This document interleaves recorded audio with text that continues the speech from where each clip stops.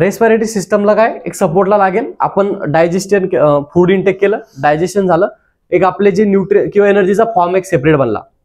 ठीक आहे, ग्लुकोजच्या किंवा दुसऱ्या वेगवेगळ्या फॉर्म मध्ये बनला. कॅल्शियम, आपले जेवढे न्यूट्रिएंट्स आहे सगळ्या फॉर्म आपल्याला भेटले. आता ते प्रॉपर आहे, प्रत्येक सेल पर्यंत प्रत्येक टिश्यू पर्यंत पोहोचले पाहिजे. मग त्यासाठी आपल्याकडे काय सर्क्युलेटरी सिस्टम.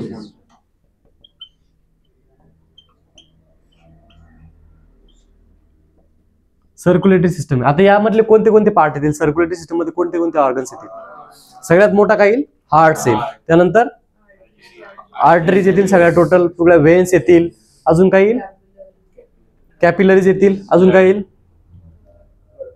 ब्लड येईल प्रॉपर, म्हणजे मेन कंपोनंट तो ब्लडच आहे आपला. ठीक आहे. त्यानंतर ब्लडचा कंपोनंट काय मग? आरबीसी, डब्ल्यूबीसी, अजून त्यानंतर प्लेटलेट्स आहे, अजून प्लाझ्मा आहे सगळ्यात मेन, कारण की 70-75% प्लाझ्माच असतो ब्लड मध्ये. त्यानंतर आरबीसी आणि डब्ल्यूबीसी 25% असतं. त्यानंतर येईल आता हे झाले 3 सिस्टम्स आपल्या. आता याला डायजेशनला, सर्क्युलेशनला आणि रेस्पिरेशनला एक हेल्प करते. काहीतरी आपल्या बॉडीमध्ये असतात ते हेल्प करतं आपल्याला. नर्व सिस्टम नंतर येईल. नर्व सिस्टम तर आपल्याला चेतना देते. त्याच्या अगोदर एक ट्रान्सपोर्टेशनला मदत करते किंवा नाही, झायलम फ्लोएम तर प्लांट्स आहे सेलमध्ये. आपण जनरल एक हे करतोय की ह्युमन फिजिओलॉजी चालू लिहिलं दादा, मी ह्युमन फिजिओलॉजी लिहिलं मी तसं, प्लांटचं नाही चाललं. तर मग कुठली येईल? Endocrine system. इंडोक्राईन सिस्टम मध्ये काय होईल? सगळ्या प्रत्येक जी ग्लँड्स आहे, ग्लँड्स आपले काय सिक्रेट करतात? हार्मोन्स हेल्प करतील, बरोबर. डायजेशनला करतील, सर्क्युलेशनला करतील, अजून कशाला करतील? हेल्प रेस्पिरेशनला पण बरेच करतात. ठीक आहे. सो मग त्यानंतर घेऊ आपण इंडोक्राईन सिस्टम.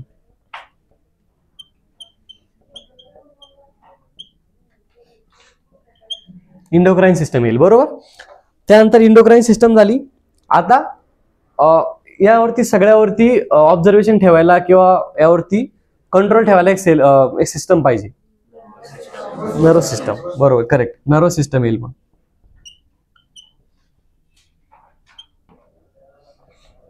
नर्व सिस्टम येईल, बरोबर. आता त्यानंतर नर्व सिस्टम झाली. आता यानंतर कोणती सिस्टम येईल?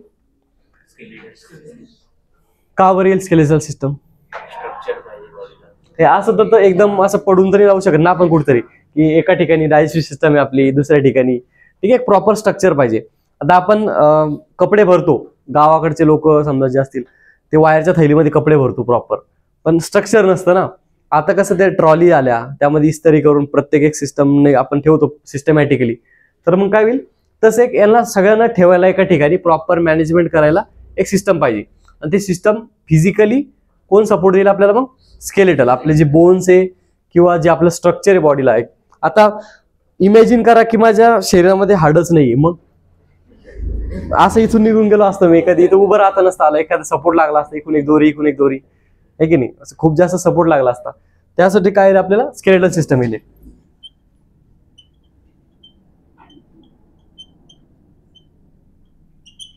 स्केलेटल सिस्टम येईल. त्यानंतर येईल मग लास्टला, आता हे सगळं झालं, स्केलेटल स्ट्रक्चर पण भेटलं, सगळं भेटलं. आता एवढं सगळं चालू आहे बॉडीमध्ये, बट याचं वेस्टेज बाहेर जावं लागेल. आता एक फॅक्टरी चालतीये, फॅक्टरीमध्ये जेवढा इनपुट येतोय त्याचा आउटपुट पण प्रोडक्ट मध्ये जातोय, पण त्याचं वेस्ट पण निघेल ना काही. तर मग त्यासाठी काय असेल? एक्सक्रेटरी सिस्टम असेल. ठीक आहे, लिहून.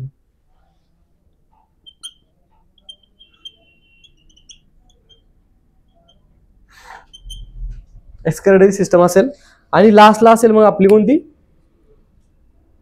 आता सगळ्या बॉडीच्या सगळ्या नीड्स पूर्ण झाल्या. आता एक आपला वंश तयार करायचा राहील किंवा आपलं जे रिप्रोडक्टिव्ह सिस्टम, बरोबर, किंवा आपलं सेम आपण काय जे आपले जीन्स आहे किंवा आपल्याला ते ट्रान्सफर करायचे जनरेशन टू जनरेशन, सो त्यासाठी असेल मग रिप्रोडक्टिव्ह सिस्टम. ठीक आहे.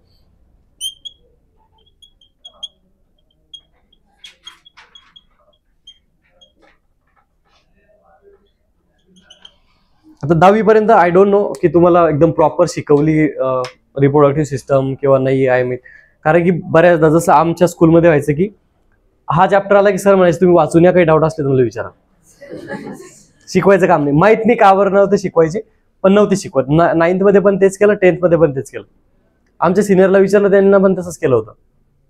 क्लासेस होते बरेच लोकांचे, त्यांना पण तसंच करायचे, शिकवायचे नाही. बट इम्पॉर्टंट आहे, हे एज्युकेशन भेटलं पाहिजे. ठीक आहे. आम्ही आता ज्या एका एनजीओला मी एका एनजीओ साठी काम करतोय, तिथला कॅम्पेन लीडर म्हणून. तिथे तेच सेक्स एज्युकेशन वरती काम करतोय, की स्कूलिंगमध्ये स्कूल लेवलला सेक्स एज्युकेशन भेटलं पाहिजे.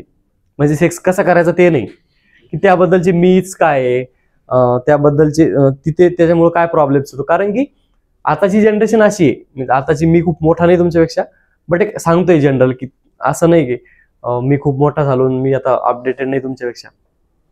एक वेळ असा होता की मी पण स्टुडंट होतो, अजून पण आहे, आणि आता टीचर पण आहे. सो मला माहिती आहे की तुमच्या मनात काय प्रश्न चालू असता, काय तुम्ही इमेजिन करू शकता. मी ते इमेजिन करू शकतो. ठीक आहे. तर मग की आता समजा तुम्हाला नाही भेटलं कुठून एज्युकेशन, तर तुम्ही वेगवेगळे माध्यम यूज करणार, सोशल मीडिया झालं, बाकीचे यूज करणार. तिथून तुम्ही ते अक्वायर करण्याचं ट्राय करणार कुठले नॉलेज. आणि कुठली गोष्ट अशी की प्रॉपर तुम्हाला गायडन्स खाली नाही भेटली, कुठलीही असो, मी याच्याबद्दलची गोष्ट नाही करते, कुठलंही तुम्ही एखाद्या पेपरची तयारी करताय, किंवा एखाद्या कॉम्पिटेटिव्ह एक्झामची तयारी करताय, किंवा कुठलीही प्रिपरेशन करताय, त्यासाठी जर तुम्हाला गायडन्स भेटला नाही प्रॉपर, तर काय ते डिरेक्शन लेस होतं. बरोबर आहे की नाही. जसे एखाद्या मोठ्या ओशनमध्ये किंवा सी मध्ये एखादी बोट आहे, ती तशीच आहे, तिला जर डिरेक्शन भेटलं नाही, ती बाहेर निघू शकत नाही. सेम ॲज इट इज आपल्या लाईफ सोबत पण तसंच असतं. जेव्हा तुम्ही करिअरचं चूज करता, किंवा कुठलं एज्युकेशन, काहीतरी नॉलेज अक्वायर करता, तेव्हा जर तुम्हाला प्रॉपर डिरेक्शन नसली, तर ते खूप साऱ्या वेळेने तुमच्याकडे येणार आणि तुम्हाला कळणार नाही. आपलं ह्युमन ब्रेन असं आहे की तुम्ही जी कमांड त्याला देणार, आपण ब्रेनची पण एकदम डिटेल माहिती घेऊ, कसं तुमचं ब्रेन काम करतो, कुठले पार्ट्स, कुठला पार्ट्स, एक माझ्याकडे ब्रेनच्या पण डमी तुम्हाला सांगणार की कुठला पार्ट्स काय काम करतो, कुठल्या आपलं जे डेली लाईफ मधलं जे फंक्शन, मॅथमॅटिकल अनालिसिस किंवा थिंकिंग, स्वप्न पडणं, तुम्हाला कोणाच तरी इमॅजिनेशन करणं, ह्या पण गोष्टी कुठला पार्ट्स तुमचा इमॅजिन करतो ते पण सांगेल, एकदम डिटेलमध्ये सांगेल ब्रेनचं पण. मग त्यानुसार काय होतं की आपला ब्रेन ना, आपण जी कमांड देतो त्यावरती काम करतो. बरोबर. मग आपण जर त्याला कमांड जर चुकीची दिली, तर तो काम पण चुकीची केलं ना, किंवा कारण की ब्रेन डोंट नो की what is wrong and what is right. ठीक आहे. त्याला माहित नाहीये, तुम्ही जे सांगणार त्याला ते बरोबर वाटणार. मग ती एखादी चुकीची गोष्ट, त्यामुळेच काय आपलं परसेप्शन काय असतं, परसेप्शन, की काही लोकांना आता समजा एखादी गोष्ट चुकीची वाटते, तीच गोष्ट काही लोकांना बरोबर वाटते. फॉर एक्झाम्पल, आता जर समजा तुम्ही क्राईमची गोष्ट घेतली, क्राईम करणं एखादी, तर एखादा क्राईम करणं त्या क्रिमिनलसाठी राईट गोष्ट आहे. बरोबर. सेम ॲज इट इज एखादा चांगला माणूस आहे, एखादा चांगला देवधार्मिक माणूस आहे, व्यवस्थित सगळ्या गोष्टी समाजात चांगला आहे, तर त्याला ती गोष्ट काय वाटणार आहे, चुकीची वाटणार आहे. गोष्ट एकच आहे, गोष्ट वाईट किंवा चांगली नसते, परसेप्शन चांगलं किंवा वाईट असतं. ते आपल्यावरती डिपेंड असतं की काय आपल्याला परसेप्शन बनवायचं. सो ब्रेन डोंट नो की त्याला काय चुकीचं आहे आणि काय राईट आहे. बरोबर. काय बरोबर आहे, आपण जी कमांड देणार तो त्यावरती एक्झिक्यूट करणार. सो मग एक डिरेक्शन असलं तुमच्या नॉलेज अक्वायरिंगला, तर तुम्हाला एक व्यवस्थित प्रॉपर डिरेक्शन भेटते, आणि त्यानुसार मग त्यामुळे ते खूप इम्पॉर्टंट आहे. स्कूलिंग लेवलला पण द्यायचं, आणि जोपर्यंत तुम्हाला त्या गोष्टी कळत नाही. आता असं नका म्हणत जाऊ की आम्ही आता मोठे झालो, 18 वर्षाचे झालो, आम्हाला सगळ्या गोष्टी करता. नसतं तसं काही. स्टार्टिंगला आपल्याला काही खूप, तुम्ही आता सध्या एक अशा एजमध्ये ज्यामध्ये तुम्हाला सगळ्या गोष्टी कळत पण नाही, आणि सगळ्या गोष्टी असं पण नाही की काहीच कळत नाही म्हणून.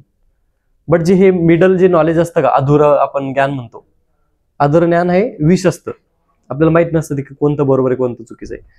सो त्यामुळे हे पण इम्पॉर्टंट आहे. त्यामुळे हा चॅप्टर आपण एकदम सगळ्यांपेक्षा हा जास्त डिटेलमध्ये घेऊ. ठीक आहे. त्यानंतर मग आता हे सगळं झालं, सिस्टम सगळं झालं. बट आता पूर्ण सिस्टम बनली आहे आपली. बरोबर. आता सिस्टम बनली तर त्यामध्ये प्रॉब्लेम येतीलच, त्याला इन्फेक्शन होईलच. सो मग त्यासाठी काय आपल्याकडे ह्युमन हेल्थ अँड डिसीज एक चॅप्टर आहे आपल्याकडे. ठीक आहे. Human health and disease chapter आहे.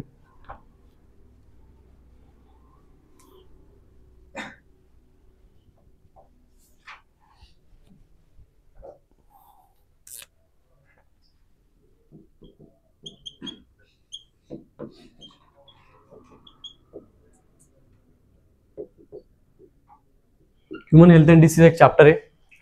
आपण पूर्ण सिस्टम्स बघितल्या, पूर्ण बॉडीचे स्ट्रक्चर बघितलं, कशी बनली बॉडी, कशी चालते, कशी यूज होतो, सगळं डिफॉल्ट असता, सगळ्यामध्ये प्रॉब्लेम्स येतात. त्यामध्ये आपले ह्युमन हेल्थ अँड डिसीज आहे, कुठले तुम्हाला डिसीज होता, कुठले कम्युनिकेबल डिसीज आहे, कुठले नॉन कम्युनिकेबल आहे, सगळे डिसीज बघू. त्यानंतर बायोमॉलिक्युल मी तुम्हाला सांगितलं की आपण स्टार्टिंगला घेऊ किंवा मग एंडिंगला घेऊ. बायोमॉलिक्युल चॅप्टर असा आहे तो कुठे पण फिट बसतो, ऑलराऊंडर. ठीक आहे. त्यानंतर लास्टला घेऊ आपण मग classification of all livings and organisms. ठीक आहे.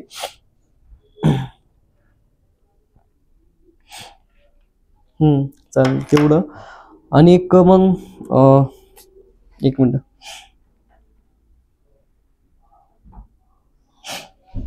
एवढं आपण बघू. ठीक आहे.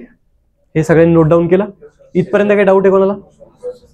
विचारा, काही डाऊट असेल तर, किंवा बाकीचं दुसरं काही क्लॅरिफिकेशन पाहिजे असेल तर ते विचारा.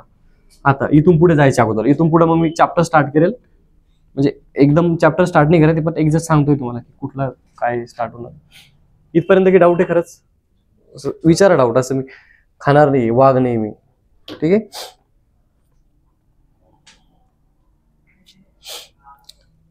अगोदर मी काय म्हटलं, बायोलॉजी आपण का बरं स्टडी करतो, म्हणजे बायोलॉजी सब्जेक्ट का बरं आहे आपल्या सिलेबसमध्ये, का बरं असेल? Any reason?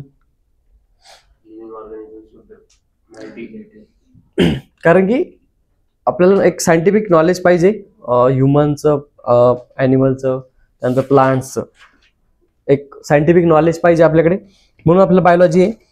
आपण म्हणलो की study of living, scientific study of living organism म्हणजे बायोलॉजी, बरोबर. बट आता फक्त आपण यामध्ये लिव्हिंगच बघणार नाही, तर लिव्हिंगचा किंवा नॉन लिव्हिंगचा लिव्हिंगवरती काय इफेक्ट होतो त्यावरून आपण स्टार्ट करू. म्हणजे काय होईल की प्रत्येक गोष्ट जी आहे एक लिव्हिंगची नॉन लिव्हिंग वरती काय इफेक्ट करते, म्हणून तर हा स्टडी आपण आपलं बायोलॉजी किंवा MBBS करायची काय गरज आहे, किंवा समजा डॉक्टरेट शिकायची काय गरज आहे बरं? का बरं आपण MBBS करतो, किंवा का आपल्याकडे मेडिकल सायन्स आहे, का बरं? त्याच्या मागचे रिझन्स काय? की आपलं जे स्टँडर्ड ऑफ लिव्हिंग आहे ते सुधारण्यासाठी. कारण की आता वेगवेगळ्या टाईपचे डिसीज येत आहे, त्यावरती सोल्युशन आपल्याकडे रेडी पाहिजे. ठीक आहे. त्यामुळे आपल्याकडे काय मेडिकल सायन्स आहे, बरोबर. आता काही गोष्टी ज्या ह्युमनवरती किंवा ॲनिमलवरती काही नॉन लिव्हिंग गोष्टी पण इम्पॅक्ट करतात. जसं की कोणी एक्झाम्पल सांगू शकतं काही नॉन लिव्हिंग गोष्टी जी ह्युमनवरती इफेक्ट करते किंवा ॲनिमलवरती इफेक्ट करते? कुठली गोष्ट एखादी? Sunlight proper. अजून दुसरं? वॉटर. अजून? एअर. अजून? लँडस्केप. आता मला सांगा की आपलं जे इथला जो एरिया आहे, समजा आपण संभाजीनगरमध्ये असतो, हा एरिया आणि उत्तराखंडमध्ये एखादा एरिया आहे, तो हा एरिया सेम आहे का? इथले लोक आणि तिथले लोक सेम आहे का? इथलं खाणं पिणं तिथलं खाणं पिणं सेम आहे का? इथलं कल्चर तिथलं कल्चर पण डिफरंट आहे. सो प्रत्येक लिव्हिंग नॉन लिव्हिंग गोष्ट पण त्या ह्युमनवरती किंवा जी लाईफ आहे तिथं लिव्हिंग ऑर्गॅनिझम्स त्यावरती इम्पॅक्ट पाडते, बरोबर. आता चायनीज किंवा जापनीज लोक चपटेच का बरं असतात, बुटकेच का बरं असतात? का बरं? की म्हणजे असं मी हे नाही करत आहे, बॉडी शेविंग किंवा हे नाही करत आहे, त्याच्या मागचं रिझन सांगतो की प्रत्येक जिथलं काही जे लँडस्केप असतात किंवा जिथलं जो कल्चर आहे तो तिथल्या ह्युमन्सवरती किंवा ॲनिमल्सवरती इम्पॅक्ट पडतात, बरोबर. आता आपल्याकडे जे कुत्रे ते कसे आहेत? कुत्रे म्हणजे आपल्याकडचे कुत्रे म्हणजे साधेवाले, ते विकत आणलेले ब्रीडिंग ते नाही. साधे कुत्रे कसे? जास्त केस नाहीये, व्यवस्थित खाणं पिणं जे भेटेल ते खाणं. सेम ॲज इट इज तुम्ही जर एखाद्या थंड ठिकाणी गेले तर तिथले कुत्रे कसे असतील? फर जास्त असतील, त्यांना केस जास्त असतील. का बरं? की थंडी जास्त आहे म्हणून त्यांना बचावासाठी देवाने दिलंय, म्हणजे नेचरने त्यांना ते दिलंय की तिथे बचावासाठी आलंय. सेम ॲज इट इज आपण इथे असतो, आपण आता मिडल आहे, महाराष्ट्र हा मिडल पार्ट आहे पूर्ण कंट्रीचा, त्यामुळे आपल्याकडे सगळे खैरे बांडे काळे भुरके सगळे लोक आहे आपल्याकडे, बरोबर. तुम्ही जर इथून साऊथकडे गेले तर हा कलर पुरा डार्केस्ट होत असतो माणसाचा पण, मुलींचा, मुलांचा, माणसा म्हणजे ह्युमनचा सगळ्या डार्कर कलर होत राहील इथून पुढं. इथून वरती गेलं की गोरा होत राहील. उत्तराखंडमध्ये तुम्हाला गोरे लोक दिसतील, साऊथमध्ये केरळ बिरळ त्या तिकडे गेले की काळे लोक दिसतील, अण्णा लोक दिसतील सगळे तिकडे. इथून वरती गेले की तुम्हाला जेवणाचा पण पूर्ण चेंजेस दिसेल. इथून खाली गेलं तर जेवाचं.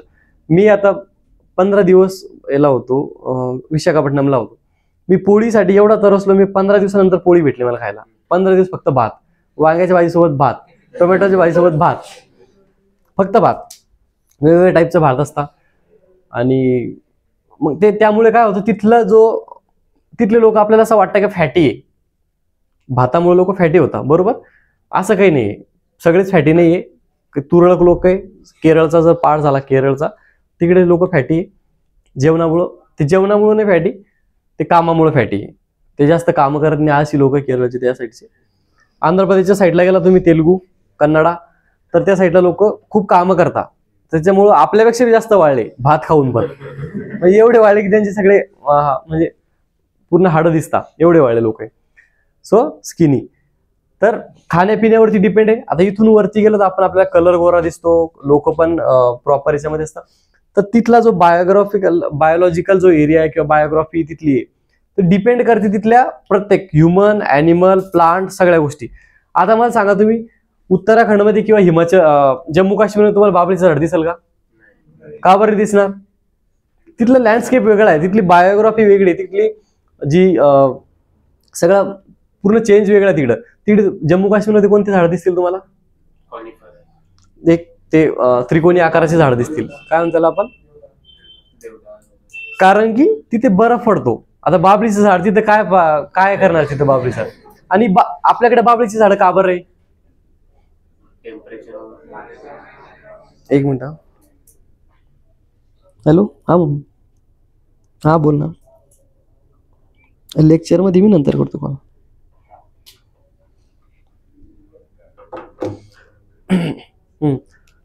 बाबळीचं झाड तिकडे नसतं कारण की तिकडे पाणी व्यवस्थित आहे, सगळ्या गोष्टी व्यवस्थित आहे. आता बाबळीचं झाड आपल्याकडे याच्यामुळे की ते सावलीसाठी बाबळी झाडाची कोणतं सावली भेटते जास्त? पाणी कमी आहे आणि त्या झाडाला पाणी कमी लागतं, म्हणून आपल्याकडे बाबळी झाड आहे. आता साऊथ मध्ये गेले तर ते तुम्हाला झाड दिसणार नाही, साऊथ मध्ये पण दिसणार, नॉर्थ मध्ये पण दिसणार नाही. या आपल्या मध्य प्रदेश, गुजरात या आसपासचे एरिया दिसत. सगळ्या गोष्टी डिपेंडंट आहे लँडस्केपवरती. म्हणून आपला स्टडी काय करायचं की नॉन लिव्हिंग वरती कसा इम्पॅक्ट करतो, सांगायचा मुद्दा हा होता. असं फिरून आणला तर तुम्हाला मी, बट हे एक्झाम्पल देणं पण गरजेचं आहे. तो आता तुम्हाला बेटर अंडरस्टँड झाला असेल की का बरं आपल्याला शिकायचंय नॉन लिव्हिंगचा लिव्हिंग वरती काय इम्पॅक्ट होतो, आणि ते इम्पॅक्ट झाल्यानंतर आपल्याला त्यावरती काय सोल्युशन काढायचं, त्यासाठी आपल्याला बायोलॉजी. बरोबर, कळतंय सगळ्यांना? एकदम ठीक आहे. आता लिव्हिंगचा स्टडी करणार आहे आपण, बायोलॉजीमध्ये लिव्हिंग ऑर्गॅनिझम स्टडी करणार आहे. बट लिव्हिंग ऑर्गॅनिझम एकच आहे का? कुठले सांगा? प्लांट्स आणि ॲनिमल्स दोन टाइप्स आहे. बरोबर, एक असेल प्लांट, एक असेल ॲनिमल. बरोबर, सेपरेट स्टडी आहे. प्लांटचा स्टडी कोणती हे करणार, कोणती ब्रांच करणार? बॉटनी. आणि ॲनिमलचा स्टडी कोणती? झुलॉजी. आय होप तुमचे सब्जेक्ट असतील. बायोलॉजी कोणा सब्जेक्ट 11th आणि 12th मध्ये? मोस्ट ऑफ द सगळ्यांचाच आहे. अच्छा ठीक आहे. मॅथमॅटिक्स सगळ्यांनी म्हणजे जनरल घेतला असेल, PCMB. जनरलवाले टेन्शन नाही आपलं, जिंदाबाद आहे. ठीक आहे. तर लिव्हिंग दोन प्रकारे आपण स्टडी करणार लिव्हिंगचा. एक बॉटनीमध्ये करल, ज्यामध्ये फक्त प्लांटचा स्टडी होईल, आणि ॲनिमलचा होईल, ज्यामध्ये फक्त झुलॉजीमध्ये ॲनिमलचा स्टडी होईल. बरोबर. आता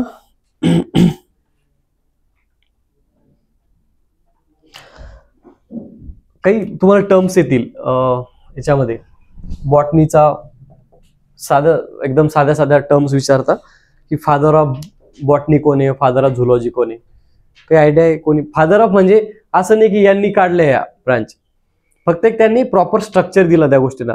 आता मला सांगा, एखादा समजा आता याचा फादर कोणी होता, XYZ, तो आला तेव्हा त्याच्यानंतर हे आलं का?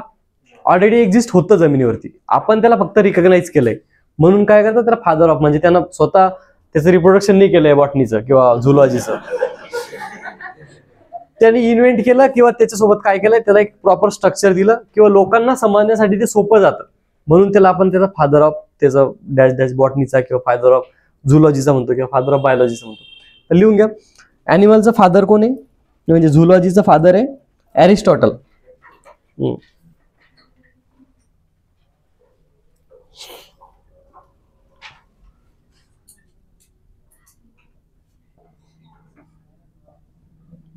एरिस्टॉटल फादर ऑफ झुलॉजी आहे.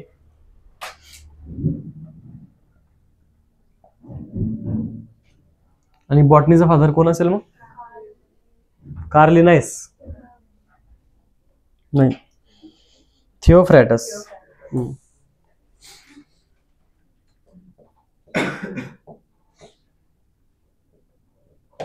थिओफ्रॅटस हा कोण आहे? फादर ऑफ बॉटनीचा. आणि बायोलॉजीचा कोण फादर? Same, Aristotle. एरिस्टॉटल काका जे ते दोन याचे फादर आहे. ठीक. हे मग समजा भाऊ भाऊ असतील, बायोलॉजी आणि झुलॉजी भाऊ भाऊ.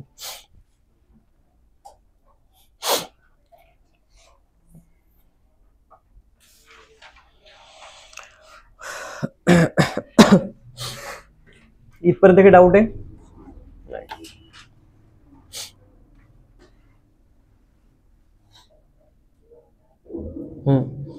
ठीक आहे.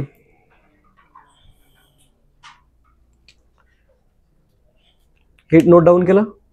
फादर विदर काका पुतणी.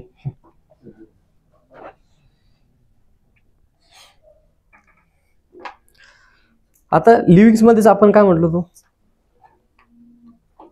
लिव्हिंग्स मध्ये काय म्हटलो होतो आपण? 2 टाईपच्या सेल्स आहे. कुठल्या कुठल्या? त्याच्यानंतरच्या युनिसेल्युलर, मल्टीसेल्युलर.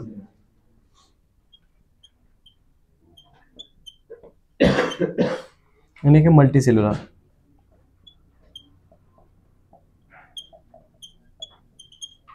युनिसेल्युलर आहे की एक मल्टीसेल्युलर आहे. ठीक आहे. तर यामध्ये मी काय म्हटलो होतो? युनिसेल्युलर मध्ये काय? सिंगल सेल आहे, बरोबर. एकच सेल आहे, सिंगल सेल आहे. पूर्ण जे वर्क आहे total, all work done by, बरोबर, all work done by single cell. Single सेलनी पूर्ण काम होतं त्यामध्ये. आपण त्याचे एक्झाम्पल बघितलं. एक्झाम्पल काय त्याचं? अमिबा. ठीक आहे. अमिबाची स्पेलिंग कोण सांगतं? हा, एक सांगा कोणतरी, सगळेच सांगा. कोण सांगतं? सांग.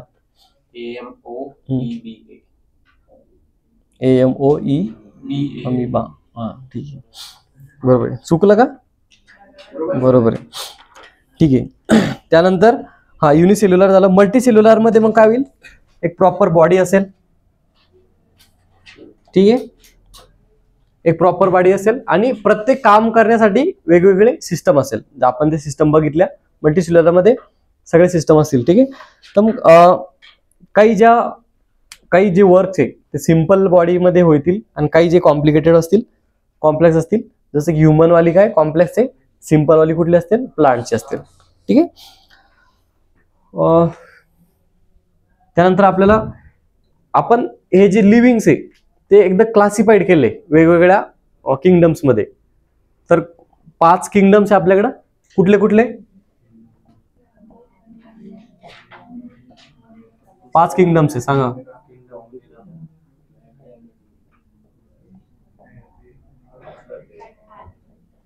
सांगा 5 किंगडम सांगा पटापट.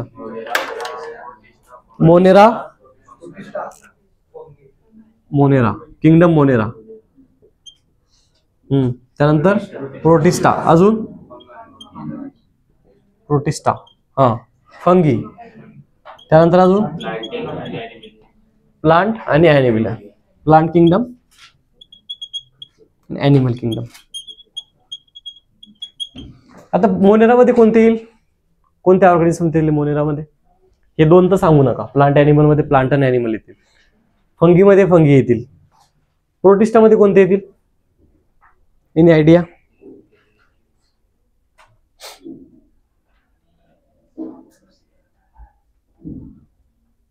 मोनेरामध्ये कुठले येतील?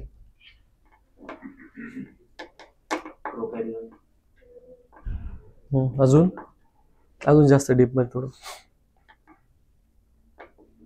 प्रोटिस्टा मध्ये सांगा कोणते येतील तर.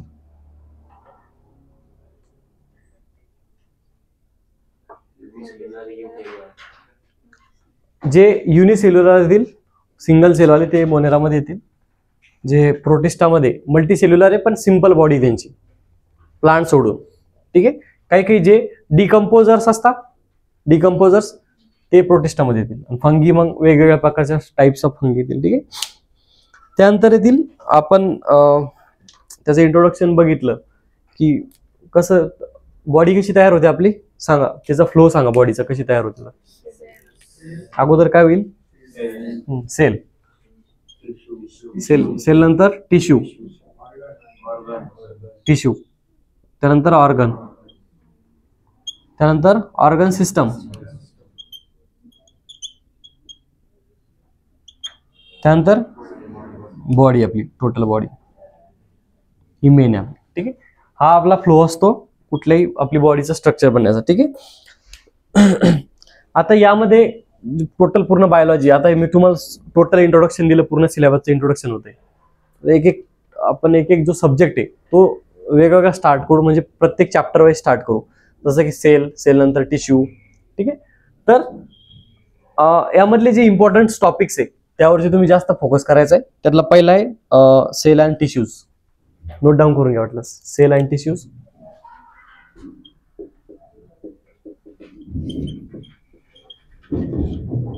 सेल अँड टिश्यूज आहे. त्यानंतर ह्युमन फिजिओलॉजी येईल. ह्युमन फिजिओलॉजी एक्स्ट्रीमली खूप जास्त इम्पॉर्टंट आहे.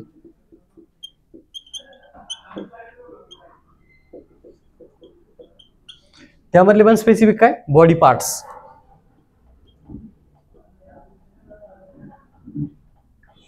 त्यानंतर कुठला टॉपिक, एक disease, human health and disease. ठीक आहे.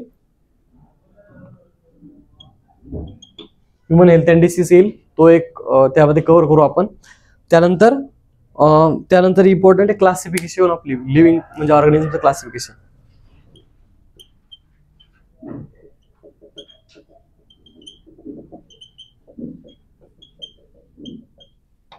Classification of living. ठीक आहे. हे त्यातले तुमचे इम्पॉर्टंट टॉपिक्स येतील, यावरती तुम्ही जास्त फोकस करायचा आहे. आता एक प्रॉपर तुम्हाला स्ट्रक्चर सांगतो की कसा स्टडी करायचा बायोलॉजीचा. आता हा झाला इंट्रोडक्शन पार्ट पूर्ण आपला. इंट्रोडक्शन सांगितलं मी पार्ट तुम्हाला. आता यानंतर स्टडी कसा करायचा आहे की एकतर मी तुम्हाला रेफर करायला सांगितले एनसीईआरटी बुक्स 11चा. आता तुम्ही सध्या सेलसाठी, टिश्यूसाठी 11चं बुक रेफर करा. सेल हा चॅप्टर एका दिवसात संपेल किंवा 2 दिवसात पण संपेल. ठीक आहे. 2 दिवसात संपेल. आज गेल्यानंतर तुम्ही सेल चॅप्टर पूर्ण वाचायचा, एकदा रीड करायचा पूर्ण टोटल. 11th एनसीईआरटी सगळ्यांकडे बुक्स आहेत, सगळ्यांकडे आहेत. कोणाकडे नाहीये, कोणाकडे आहे नेमकी, आहेत कोणाकडे, 3 लोक 4 लोकांकडे आहेत. तर तुम्ही का बरं नाही घेतले एनसीईआरटी, मला 19चे, त्यानंतर नवीन अपडेटेड नाही घेतले. 19चे आहे असं ऐकून. अच्छा, 9th आणि 10th आहे, त्यामध्ये पण आहेत. बट प्रॉपर आपल्याला एनडीएची तयारी करायची तर 9वी 10वीच्या बेसवरती पेपर येणार नाही. आपला पेपर येतील 11वी 12वीच्या बेसवरती. सो आपल्याला रेफर करावं लागतील 11वी 12वीचे बुक्स. तर काही हरकत नाही तुमच्याकडं, ट्राय करा घेण्याचं. नसेल जमेत, पाथफाइंडर आहे. पाथफाइंडरमध्ये सिलेबस दिलाय प्रॉपर. तर उद्या यायच्या अगोदर तुमचा जो सेल आणि टिश्यू चॅप्टर आहे, टिश्यू तर समजा थोडं डील येतो टिश्यूसाठी. सेल चॅप्टर उद्या वाचून झाला पाहिजे रीड तुमचा. आणि तुम्ही डाऊट काढून आणा, मी त्यावरती शिकवेल तुम्हाला. जो डाऊट क्लिअर आहे टोटल, ठीक आहे, त्यातून शिकवेल. जे डाऊट आहे त्यावरती तुम्हाला त्याचे डाऊटचं सॉल्व्ह करेल. डाऊट ते विचारायचे, ते वाचून आले. त्यानंतर इथून पुढं जितके लेक्चर होतील बायोलॉजीचे तेवढे लेक्चर आज गेल्यानंतर रिवाइज करायचे. जे शिकवलं तुम्ही हँडराईट, म्हणजे रिटर्न रनिंग नोट्स ज्या बनवता तुम्ही, त्या जाऊन एकदा रिवाइज करायच्या. त्यानंतर तुम्ही जे रेफरन्स बुक सांगितले ते यूज करायचे. आणि त्यानंतर त्याचं पुन्हा यायच्या अगोदर एक रिव्हिजन करायचं. एका सब्जेक्टचं खूप लोड येईल तुम्हाला असं वाटेल, थोडे दिवस होईल, बट एकदा तुमच्या डोक्यात बसल्या त्या गोष्टी तुम्ही लवकर विसरणार नाही. तर प्रॉपर रोजच्या रोजचं तुम्ही जर रिव्हिजन केलं त्या गोष्टीचं, तर तुम्हाला एकदम लोड येणार नाही. आता किती दिवस बाकी आहे तुमच्या एक्झामसाठी? 270 डेज म्हणजे तुमचा कधी असेल अटेम्प्ट 2025च्या सप्टेंबरमध्ये असेल. अच्छा, सप्टेंबरमध्ये असेल, बरेच दिवस आहे. तोपर्यंत तुम्हाला हे बायोलॉजी सोबत घेऊन चालायचंय. आपला जास्त सिलेबस नाही, एका महिन्याच्या आतच संपून जाईल सिलेबस बायोलॉजीचा. 1 महिना पण खूप आहे. ते 1 वर्ष 2 वर्षभर ते नीटवाल्यांचा चालत असतो. 2 वर्ष टाइम असतो त्यांच्याकडे, आपल्याकडे टाइम कमी आणि सिलेबस पण 10-15 क्वेश्चनचाच आहे. त्याच्यामुळं जास्त वेळ घालून त्यातपैकी उपयोग नाही. एवढं डीप क्वेश्चन येत नाही. जेवढं मी ट्राय करेल एक्सप्लेन करण्याचं, जेवढं डीप जाता येईल, जेवढं डिटेलमध्ये सांगता येईल तेवढं सांगतो तुम्हाला. माझ्या नोट्स सेल्फ त्याच्यातून एक्सप्लेन करेल. तुमचं काम आहे की तुम्ही घरी जाऊन डेली बेसिसवरती तुम्हाला काय करायचं त्याचं रिव्हिजन करायचं. येताना डाऊट घेऊन यायचे, कंपल्सरी आहे. आणि मी जो काही होमवर्क देईल कधी कधी तो तुम्ही कंपल्सरी करायचाच आहे कंपल्सरी. अदरवाईज मी मागच्या बॅच कोणी असेल मागच्या बॅचला तुम्ही त्यांना विचारा, मी क्लासमध्ये बसू देत नाही. म्हणजे दिसतो भोळा चेहरा आहे माझा, पण कधी कधी थोडं स्ट्रिक्ट पण वागतो. क्लासमध्ये बसू देणार नाही जर तुम्ही प्रॉपर होमवर्क केला नाही. कारण की होमवर्क माझ्यासाठी नाही, मला पेपर द्यायचा आहे एनडीएचा. आता माझं वय पण बसत नाही, मला पेपर द्यायचा नाहीये, तुमच्यासाठी चाललंय. मला माहिती आहे तुम्ही स्वतः सांगितलं तुम्हाला तर स्वतः करणार नाहीये, कारण की तुमची एकच बॅच नाही की मी त्यांना बघतोय. 4 वर्षापासून असं 8 बॅच होऊन गेल्या असतील, 8-9 बॅच ज्यांना बघतोय. सांगितल्यावर कोणीच करत नाही. थोडं स्ट्रिक्ट वागावं लागेल. जे होमवर्क देईल ते प्रॉपर करा. होमवर्क पण मी याच एका अप्रोचनी देतो की त्यातून तुम्हाला काहीतरी बेनिफिट मिळेल, म्हणजे त्यातून काहीतरी पुढे जाऊन फायदा होईल, असाच होमवर्क देईल. ठीक आहे, होमवर्क तुम्ही वेळोच्या वेळी करायचा. अदरवाईज होमवर्कची आपली एक प्रॉपर सिस्टम आहे. आज नाही केला तर उद्या तोच होमवर्क डबल करावा लागतो, उद्या नाही केला त्याचा डायरेक्ट 8 पट करावा लागतो परवा. इंटरेस्ट रेट आपला हाय. ठीक आहे, तर तुम्ही त्यावरती लक्ष द्या. कारण की एकच गोष्ट 4 वेळेस करायला आपण आता लहान आहोत का? आपण जवळपास 11वीत एंट्री केली म्हणजे बरेच मॅच्युरिटी आली आहेत आपल्याला. आणि आता जर तुम्ही सप्टेंबरमध्ये पास झाले, क्लास 1 ऑफिसर बनणार आहोत. मग तेवढी मॅच्युरिटी तुम्हाला आतापासून तुमच्यामध्ये आणावं लागेल. ठीक आहे, तेवढी डिसिप्लिन ठेवावं लागेल स्वतःमध्ये. कारण की तुम्ही अभ्यास किती करा, जर त्याला प्रॉपर डिसिप्लिनचा सपोर्ट नसेल तर उपयोग नाही त्या गोष्टीचा. काही मुलं 12-12 तास अभ्यास करतात पण प्रॉपर डिसिप्लिन मध्ये करत नाही, उपयोग नाही त्याचा. माझ्यासोबत बरेच मुलं होते की जे खूप खूप अभ्यास करायचे पण एक प्रॉपर डिसिप्लिन नव्हती. आता मी केलं होतं प्रॉपर डिसिप्लिन मध्ये केलं तर बरेच रिझल्ट आले, असं काही नाही की काहीच नाही केलं म्हणून. आणि आपल्या डिफेन्स सिम्प्लिफाईड क्लासिक हेच एक म्हणजे एक स्पेशालिटीज आहे की जे आता एखादा बायोलॉजीचा टीचर तुम्हाला येऊन बायोलॉजी शिकवणार त्याला काही अर्थ नाही, तो त्याच्या अप्रोचनी शिकवणार. बट आय नो की मी एनडीएची 2 वेळेस एक्झाम दिली, त्यानंतर सीडीएस, एफकॅट, इंडियन कोस्ट गार्ड. मला माहिती बायोलॉजी कशा टाईपनी येते अशा एक्झाममध्ये. मी स्वतः एक्सपिरियन्स केले, एसएसबी दिले 4-5. त्यामध्ये पण कळतं की एक्झॅक्ट कसे क्वेश्चन्स येणार आहे. त्यामुळे मी त्या टाईपने शिकवणार तुम्हाला, असं जनरल टाईपने शिकवणार. आपली एक स्पेशालिटी असेल आपल्या सिलेबसची, त्याच्यानुसार शिकवणार. मग तुमचं पण त्यासाठी एक सपोर्ट लागेल की तुमचं पण काम आहे की मी जे वर्क देईल ते करणं. आणि त्यानंतर मला एक सपोर्ट, सगळ्यात इम्पॉर्टंट की डिसिप्लिन पाहिजे तुमच्यामध्ये प्रत्येकामध्ये. ठीक आहे, अभ्यासाची डिसिप्लिन पाहिजे. तेव्हाच कुठे जाऊन किंवा आतापासून जर तुम्ही ऑफिसर्सची असं आपण खूप काही मिसकन्सेप्शन्स असतात किंवा मिसअंडरस्टँडिंग असेल तुमच्यातल्या बऱ्याच लोकांना की करू नये यार, एकदा सिलेक्ट झाल्यानंतर सगळं करू, काही नसतं. सिलेक्ट होण्यासाठी हे गुण म्हणजे तुमच्याकडे स्पेशालिटी किंवा कॅरेक्टरिस्टिक्स म्हणतो आपण, हे तुमच्याकडे अगोदर पाहिजे. जे गुण म्हणतो आपण हे तुमच्यामध्ये पाहिजे, त्याच्यानंतर तुम्ही सिलेक्ट होणार. किंवा जागा किती असतात, इंडियाच्या किती जागा असतात दरवर्षी, प्रत्येक राऊंडला किती जागा असतात? 440, 450 च्या आतच असतात. 450च्या आतच. खूप खूप कमी वेळा असं की त्याच्यामध्ये 500च्या वरती जागा गेल्या. फॉर्म किती लोक भरणार आहे एनडीएचे? 7 लाख 8 लाख. 7 लाखामधून 450 लोकांना सिलेक्ट करायचं, काहीतरी स्पेशल असेल त्यांच्या लोकांमध्ये. कारण की जेव्हा तुम्ही पास आउट होणार, एक्झाम देणार, तेव्हा लास्ट मॅक्झिमम एज किती तुमचं एक्झाम द्यायचं? 99.5, 19.5. जेव्हा तुम्ही पास आउट होणार तेव्हा तुमचं एज किती असेल? 23 एनडीए मधून. जसे तुम्ही पास आउट होणार, क्लास 1 पोस्ट आहे तुमच्याकडे, तुमच्या हाताखाली, म्हणजे हाताखाली नाही म्हणता त्याला, तुमच्या अंडरमध्ये खूप सारे लोक असतील, तुमच्याकडे रिस्पॉन्सिबिलिटी असेल. ठीक आहे, एक रिस्पॉन्सिबिलिटी असेल, त्या रिस्पॉन्सिबिलिटी तुम्हाला एक्झिक्यूट करायचंय. त्यासाठी प्रॉपर डिसिप्लिन पाहिजे, एक तुमच्यात कॅरेक्टरिस्टिक पाहिजे की नाही असं करायचंय. सो प्रॉपर डिसिप्लिन मध्ये करा आणि जेवढं होमवर्क सांगेल मी तेवढा कम्प्लीट करायचं. बरेच लेक्चर आपले असे की ते ऑनलाईन होईल, कारण की मला पण थोडी काम आहेत. जेवढे ऑफलाईन होईल मी तेवढं ट्राय करेल. रिव्हिजनचा जो पार्ट असेल किंवा जे असं जास्त इम्पॉर्टंट टॉपिक्स नसेल ते मी ऑनलाईन घेण्याचा ट्राय करेल, आणि जेवढे ऑफलाईन येईल तेवढे ऑफलाईन घेण्याचा ट्राय करेल. ठीक आहे. सो ऑन टाइम असायचं, प्रत्येक गोष्टी जेवढा होमवर्क सांगाल तेवढं करा, आणि कन्सिस्टंट राहा प्रत्येक गोष्टीमध्ये. असं नाही की फक्त बायोलॉजी सब्जेक्टसाठी, टोटल कुठलाही सब्जेक्ट असेल त्यातले जेवढे जास्तीत जास्त डाऊट काढता येईल तुम्हाला काढा. इथे फॅकल्टी त्यांना प्रत्येकाला परेशान करून सोडा. एक दीड तास इथंच असतात, 24 तास इथंच आहे सर. आय थिंक रात्री 9 पर्यंत तिथंच असतात सगळे. सो जेवढे डाऊट येतील, कारण की मागच्या वर्षीचा आणि ह्या वर्षीचा पेपर सारखा तर येणार नाही, बरोबर, बट सिमिलर येईल. सिमिलर आणि सेम मध्ये फरक आहे. काय फरक आहे? त्या टाईपचा येणार. सो जर तुमच्याकडे आता तुम्हाला माहिती आहे की कोर सब्जेक्ट माझ्या कन्सेप्ट एकदम क्लिअर आहे, तुम्ही क्वेश्चन कसाही टाका. तुम्हाला जर सगळे फॉर्म्युले माहित असले, कुठला फॉर्म्युला कुठे यूज करायचा आहे, कसा यूज करायचा आहे, कसा क्वेश्चन आल्यानंतर कसा टॅकल करायचा त्या क्वेश्चनला, जर तुम्हाला ते माहित असलं, तुमची कन्सेप्ट जर क्लिअर असली, त्याची व्हॅल्यू चेंज करून द्या, त्याचा फॉर्म्युला चेंज करून द्या, किंवा त्याची ऑर्डर चेंज करून येऊ द्या, तुम्हाला तो येईल. कारण की तुम्हाला कन्सेप्ट माहिती आहे कशी यूज करायची, कुठला फॉर्म्युला केव्हा वापरायचा आहे. सेम ॲज इट इज प्रत्येक सब्जेक्ट तसं आहे.